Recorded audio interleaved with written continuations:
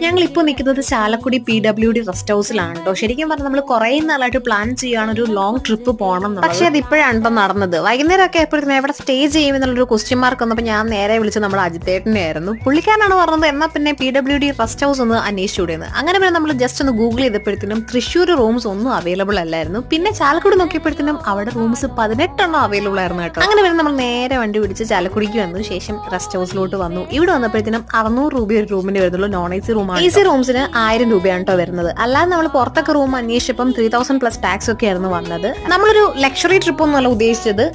ഒന്ന് യാത്ര ചെയ്യണം, മനസ്സൊക്കെ ഒന്ന് കൂളാക്കണം, കാമാവണം എന്ന് വിചാരിച്ചിട്ടാണ് യാത്ര ചെയ്തത്. അപ്പൊ പിന്നെ രാത്രി ഉറങ്ങാൻ ഈ 600 രൂപ റൂം സ്വർഗ്ഗമാണ് കേട്ടോ. പിന്നെ റൂം ആണെങ്കിലും ബാത്റൂം ആണെങ്കിലും പക്ക നീറ്റ് ആയിരുന്നു കേട്ടോ. അത് മാത്രമല്ല ഡ്രസ്സൊക്കെ വെക്കാനായിട്ട് പ്രത്യേകം റാക്കുകളൊക്കെ ഉണ്ട്. അപ്പൊ നിങ്ങളും ഞങ്ങളെ പോലെ ബഡ്ജറ്റ് ഫ്രണ്ട്ലി ആയിട്ട് ട്രിപ്പ് ഒക്കെ പോകാൻ ആഗ്രഹിക്കുവാണെങ്കിൽ PWD റെസ്റ്റ് ഹൗസ് നല്ലൊരു ചോയ്സ് ആണ്. ഓൺലൈൻ ബുക്കിംഗ് ആയിരിക്കും എപ്പോഴും നല്ലത്. റൂം അവൈലബിൾ ആണെങ്കിൽ കൗണ്ടർ ബുക്കിംഗ് നടക്കും. അപ്പൊ എല്ലാം പറഞ്ഞ